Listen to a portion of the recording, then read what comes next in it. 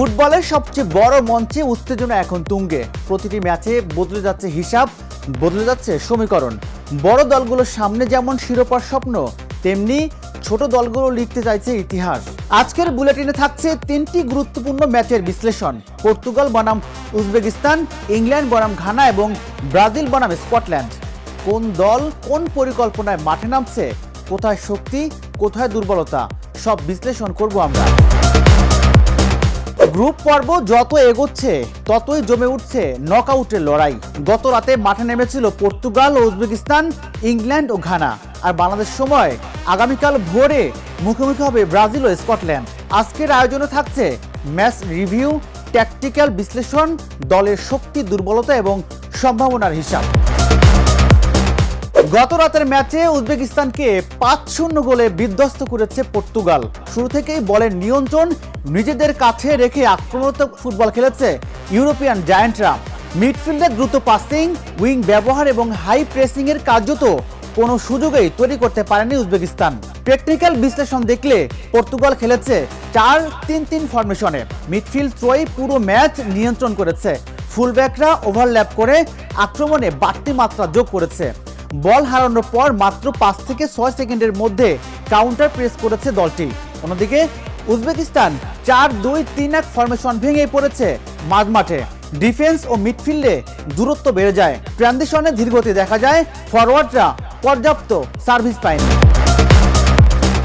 England ও ঘানার ম্যাচটি শেষ হয়েছে গোলশূন্য ড্রয়ে। স্কোর লাইন গোলশূন্য হলেও ম্যাচে ছিল উত্তেজনা, ছিল ট্যাকটিক্যাল যুদ্ধ। ইংল্যান্ডের মূল শক্তি ছিল বল দখল। প্রায় পুরো ম্যাচে পজিশনাল ফুটবল খেলেছে, মিডফিল্ড থেকে আক্রমণ গড়েছে ধাপে ধাপে। তবে ফাইনাল থার্ডে সৃজনশীলতার ঘাটতি ছিল। তবে ঘানার পরিকল্পনা ছিল ভিন্ন। ডিপ ব্লকে ডিফেন্স সাজায়, দ্রুত কাউন্টার অ্যাটাকে ওঠার চেষ্টা করে, উইং দিয়ে কয়েকটি বিপজ্জনক আক্রমণও তৈরি করে। অন্যভাবে দেখলে ঘানা তাদের গেম প্ল্যান বাস্তবায়নে সফল। অন্যদিকে ইংল্যান্ড বলের নিয়ন্ত্রণ পেলেও গোল বের করতে ব্যর্থ হয়েছে। তাদের স্ট্রাইকার ও অ্যাটাকিং মিডফিল্ডারদের মধ্যে সমন্বয়ের ঘাটতি ছিল স্পষ্ট। এবার আসি আগামীকাল ভোরের বহুল প্রতীক্ষিত ম্যাচে। 5 বারের বিশ্ব চ্যাম্পিয়ন ব্রাজিলের সামনে ইউরোপিয়ান চ্যালেঞ্জ স্কটল্যান্ড। ব্রাজিলের টেকনিক্যাল শক্তি, ব্রাজিলের সবচেয়ে বড় শক্তি তাদের আক্রমণ। দ্রুত 1-to-1 পাস, উইং প্লে, ব্যক্তিগত স্কিল, মিডফিল্ড থেকে আক্রমণ তৈরি করার ক্ষমতা। তারা সাধারণত 4-3-3 অথবা 4-2-3-1 ফরমেশনে খেলে। বিশেষ করে বল দখল ও ট্রানজিশনে ব্রাজিল অন্যতম সেরা দল। স্কটল্যান্ডের মূল ভরসা শৃঙ্খলাবদ্ধ ডিফেন্স, আর তারা সাধারণত প্রতিপক্ষকে জায়গা ছেড়ে দিয়ে সুযোগ খোঁজে। কাগজে কলমে ব্রাজিল এগিয়ে, তবে বিশ্বকাপে যে কোনো দলকে ছোট করে দেখার সুযোগ নেই। যদি স্কটল্যান্ড প্রথম 30 মিনিট গোল না খেয়ে টিকে থাকতে পারে, তাহলে ম্যাচে প্রতিদ্বন্দ্বিতা তৈরি হওয়ার সম্ভাবনা থাকবে। অন্যদিকে ব্রাজিল যদি দ্রুত গোল পেয়ে যায়, তাহলে ম্যাচ একতরফা হওয়ার সম্ভাবনাও উড়িয়ে দেওয়া যায় না। মেসি রোনালদোর মতো বিশ্বকাপ শুরু থেকেই আলোচনার তুঙ্গে ছিল নেইমার। তবে ইনজুরির কারণে গ্রুপ পর্বে প্রথম 2 ম্যাচে খেলতে পারেনি এই বিশ্বসেরা ফরওয়ার্ড। এবার গ্রুপের শেষ ম্যাচে স্কটল্যান্ডের বিপক্ষে মাঠে নামার প্রস্তুতি নিচ্ছে নেইমার। কোচ আনচেলত্তি আগেই জানিয়েছিলেন এই ম্যাচে নেইমারকে পাওয়ার সম্ভাবনা শতভাগ। মেসি 5 গোল করে বিশ্বকাপে সবচেয়ে এগিয়ে রয়েছে। রোনালদো গত ম্যাচে 2 গোল করেছে। এবার অপেক্ষা নেইমারের।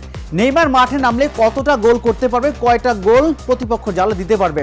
সবচেয়ে মজার ব্যাপার হচ্ছে যে নেইমার মাঠে থাকলে প্রতিপক্ষ আলাদা একটা চাপে থাকে এবং ভিনিসিয়াস জুনিয়র অনেকটাই ফ্রি খেলতে পারে।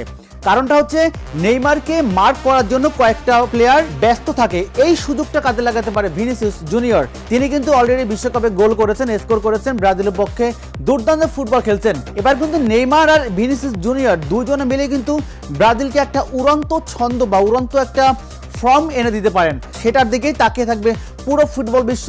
এখন দেখার অপেক্ষা নেইমার মাঠে নেমে কত মিনিট খেলে এবং কয়টা গোল করে, এবং নেইমার কতটা বিশ্বকাপের জন্য প্রস্তুত হয়ে মাঠে নামছে। আজ শেষ করছি বিশ্বকাপ বুলেটিনের আজকের বিশেষ আয়োজন। পর্তুগালের দাপুটে জয়, ইংল্যান্ড ঘানার কৌশলগত সমতা এবং ব্রাজিল স্কটল্যান্ড ম্যাচের উত্তেজনাপূর্ণ অপেক্ষা, সব মিলিয়ে জমে উঠছে বিশ্বকাপ। আজ বিদায় নিচ্ছি, আবার দেখা হবে বিশ্বকাপ বুলেটিনে।